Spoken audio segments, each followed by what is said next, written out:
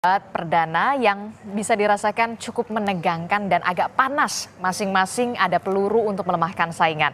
Nah, apakah kemudian peluru-peluru yang dilancarkan tersebut sudah cukup menarik hati para pemilih yang bimbang? Kami bahas bersama dengan Guru Besar Komunikasi Politik Universitas Pendidikan Indonesia atau UPI, Prof. Karim Suryadi di paruh pertama ini. Selamat pagi, Assalamualaikum Prof. Karim. Selamat pagi, Waalaikumsalam warahmatullahi wabarakatuh. Iya, nggak kurang tidur ya abis nonton debat semalam yang panas dan Enggak lah, juga bikin seru ya. ingat tadi malam. Oke, Prof. Karim, ini kalau kita lihat ya debat semalam ini tiga kandidat capres ini seru sekali. Ada deliver gagasan, kemudian ada saling senggol, ada saling smash begitu ya. Nah, kalau menurut Prof. Karim dari komunikasi politik yang kemudian dilihat semalam dari tiga capres tersebut, siapa sih bintangnya semalam? Nah, bintangnya siapa? Bintangnya siapa? Itu jawaban 50 pemilih pemula ya. Aha. Ini sebenarnya. Nah, tapi biar fair beginilah, saya tidak akan menghakimi, tapi saya akan coba deskripsikan. Aha. Nah, itu kan Debat ini berarti Prof. Karim lagi ngajar ya kan dan Ya, saya lagi kuliah ya, karena uh, memenuhi undangan Kompas biar ngajar juga jalan. uh, Ya, saya tinggal balik kamera aja ya, sehingga mungkin saya tidak kelihatan, tapi sekarang mereka ada di depan-depan saya Oke, semua. kenapa Ini, mahasiswi Prof. Karim ini mengatakan bintangnya semalam Mas Anies?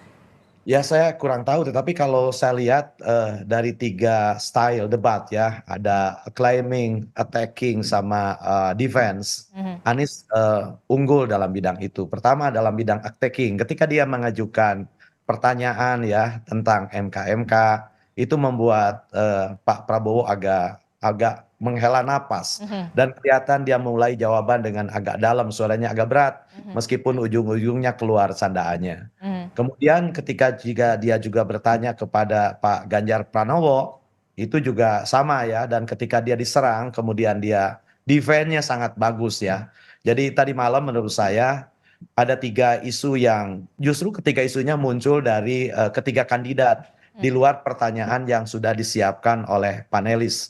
Saya tidak mengatakan pertanyaan yang dibuat panelis itu standar, tidak begitu, tetapi Mhm. faktanya yang membuat suasana panas, kemudian fungsi-fungsi debat muncul, ada acclaiming, ada attacking, ada defense, itu muncul merespon pertanyaan yang muncul dari kandidat.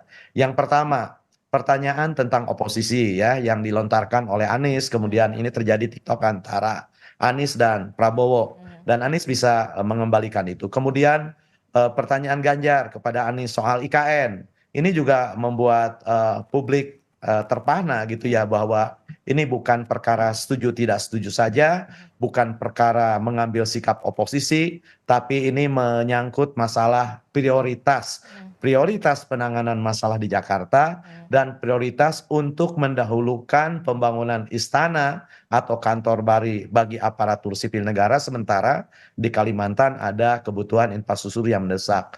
Pun masalah MK-MK gitu ya, baik ketika ditanyakan oleh Pak Ganjar maupun ditanyakan oleh Anies, Prabowo tidak menjelaskan ini secara gamblang. Mhm. Padahal ini sebenarnya kesempatan bagi Pak Prabowo untuk menjelaskan Mhm. apa sebenarnya kompromi yang dibangun. Sebab kita tahu meskipun tidak usah dibilang anak kecil, kita tahu politik itu adalah konsensus. Mhm. Konsensus macam apa? Nah, barangkali itu yang akan bisa membantu, tapi sayangnya itu kan tidak dituntaskan. Mhm. Tapi terlepas dari itu semua, ada juga misalnya kontes karakter ya, ketika menyampaikan closing, Mhm. Pak Ganjar menyampaikan closing yang sangat bagus, dan Mhm. saya teringat Mhm. closing Mengapa yang Anda disampaikan. menyebutnya closing dari Pak Ganjar ini sangat bagus?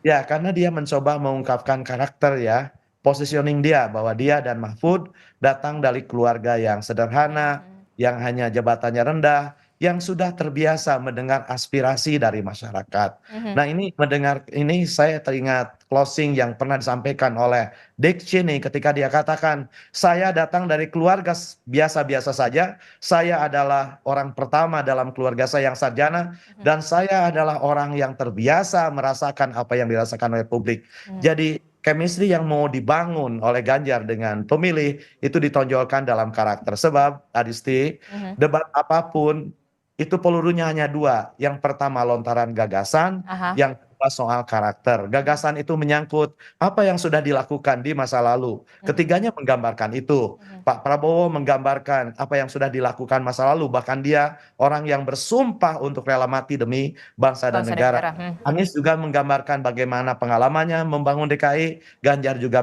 menjelaskan bagaimana membangun Jawa Tengah. Kemudian gambaran tentang rencana di masa depan. Tiganya juga menggambarkan. Oke. Dan juga bagian dari program itu yang ketiga adalah soal cita-cita. Apa yang mereka inginkan tujuan umumnya. Itu digambarkan. Oke. Pun soal karakter, posisi terhadap nilai, kemampuan kepemimpinan dan komunikasi, serta cita-cita yang ingin dihadirkan itu juga tergambar. Jadi menurut saya ini cukup komprehensif dan cukup memberikan komparasi ya. Komparasi perbandingan di antara paslon 1, paslon 2, paslon 3. Cuman seberapa besar ini efeknya bagi elektoral, ini bergantung kepada pemilih. Sebab saya yakin ya, pemilih-pemilih yang sudah mengidentifikasi dirinya sebagai pendukung dari Anies, Prabowo, Ganjar, itu sudah taking position. Nah Oke. sekarang tinggal berebut, 28% ini diperebutkan oleh ketiganya. Oke. Dan saya yakin bahwa 28, sekian persen yang disebut sebagai undecided voters adalah kelompok pemilih yang kritis, yang terbuka terhadap informasi baru, yang sikap politiknya bisa dievaluasi, sehingga dia bisa bergeser ke kiri, ke satu, kedua, ketiga. Jadi menurut saya ini kontestasi yang sangat menarik, karena undecided voter masih tinggi, dan ketiganya mencoba menawarkan dan bisa menampilkan preferensi perbandingan yang cukup bagus. Jadi debat kali ini menurut saya ini debat pertama yang dibuka dengan sangat bagus dibandingkan dengan 2019 gitu ya. Karena apa? Karena debat pertama sudah menampilkan komparasi. Sebab jangan lupa, pemilu sesungguhnya adalah komparasi. Oke. Sebab ketika saya memilih salah satu yang unggul dengan kriteria apapun, ketika itu saya membandingkan dia lebih unggul dibanding calon yang lain. Oke, karena Prof. Karim sudah menyinggung soal bagaimana seberapa efektifkah kemudian debat ini bisa menggait undecided voter, swing voters. Nah, ini kan kita juga masih untuk memahami lebih paham lagi begitu ya, kita yang awam ini sebenarnya apa sih perbedaan undecided voters dan juga swing voters? Karena kan kalau pemilih loyal sudahlah tidak usah diragukan lagi. Pemilih loyal ya pemilih loyal sudah tahu taking positionnya di mana. Tapi apakah kemudian pemilih loyal ketika melihat debat semalam ini bisa jadi swing voters begitu? Ya itu saya bilang bedanya. Jadi begini, keterikatan politik atau political attachment itu dibagi dua ya. Ada identifikasi kepartaian, ada yang berbasis sikap politik. Yang berbasis identifikasi kepartaian itu dia akan berprinsip ke surga katut, ke neraka matut. Jadi dia nggak mau mudeng lah, mau dikatakan apapun, pokoknya saya ikut siapa gitu ya. Itu agak susah diubah. Dan Itu itu pemilih sebenarnya loyal. pemilih loyal, bukan hanya loyal ya. Kalau loyal sih masih bisa dipertimbangkan kalau digeser sikapnya.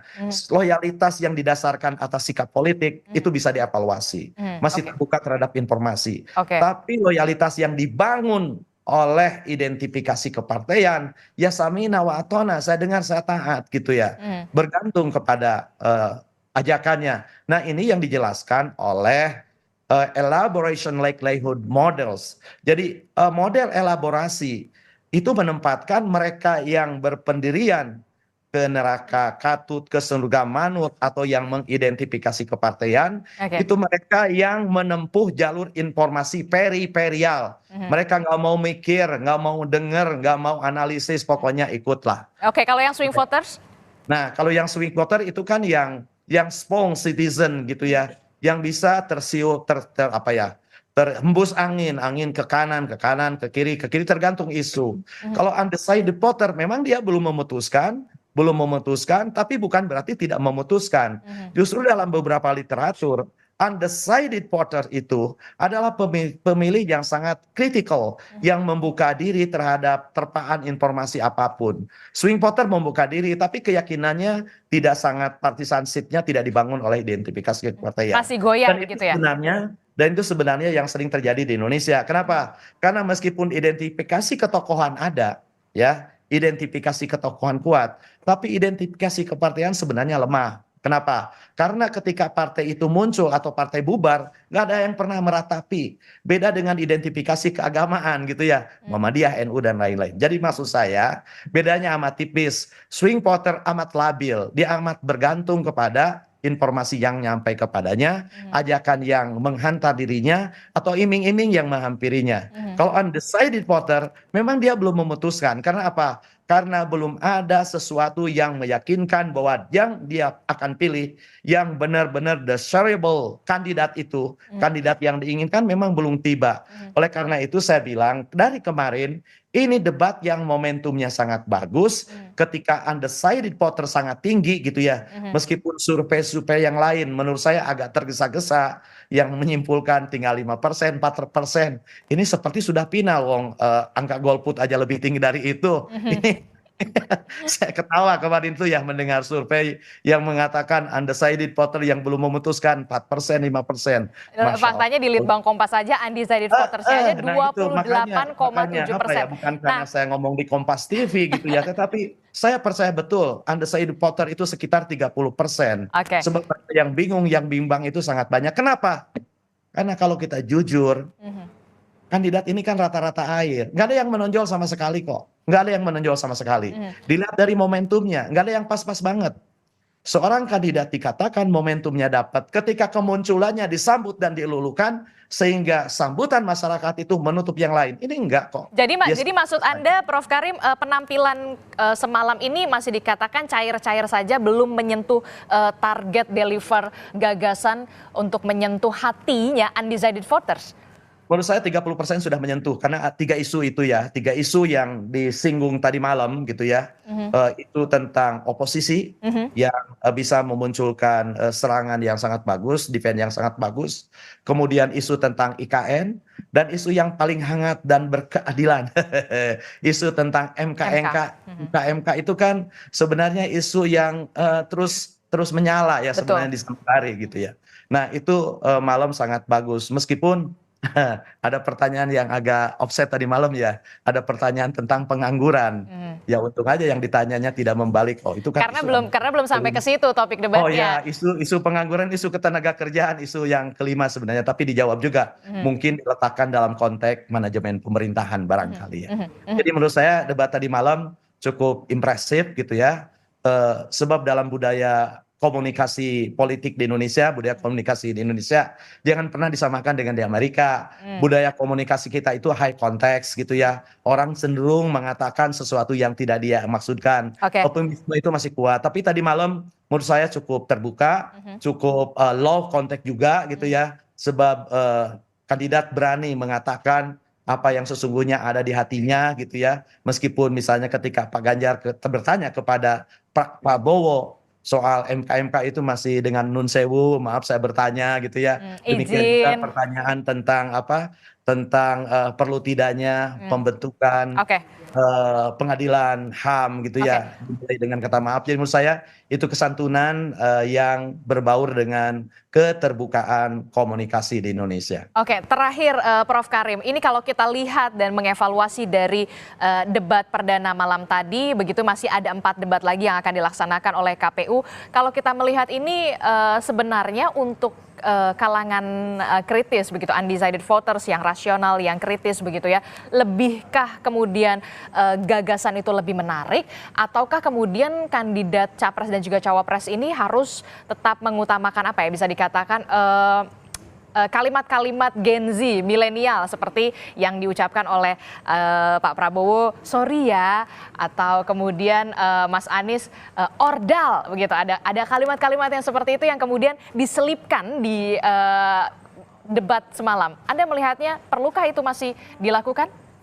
Nah yang gitu-gitu ya, diksi, kemudian gimmick, itu jangan lupa itu hanya bumbu ya, itu hanya garam. Bagaimanapun anak-anak milenial itu suka sediksi. Tapi ketika mereka ditanya, dipilih yang seperti apa, mereka memilih dengan preferensi yang serius. Jadi kalau saya menyarankan untuk debat kedua, ketiga, keempat, kelima, itu bergantung kepada pertanyaan. As-su'alu nisful ilmu. Pertanyaan itu setengahnya ilmu.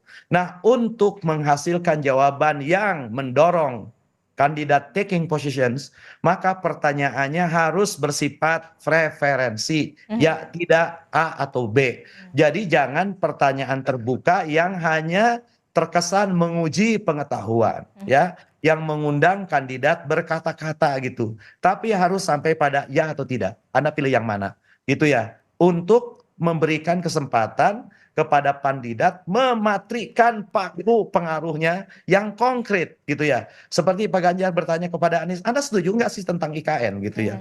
Kan jelas Anies tidak setuju dengan alasan karena lebih banyak program lain yang lebih harus diprioritaskan baik di Jakarta maupun di IKN. Ya, ketimbang pertanyaan misalnya ya kita kan harus maklum lah ini politik gitu, kita sudah dewasa. Jadi ketegasan itu memang harus menjadi garis besar ya? Ya, karena apa? Sekali lagi, inti perdebatan adalah memberikan perbandingan performance kandidat gitu ya, baik dari sisi program maupun dari sisi karakter.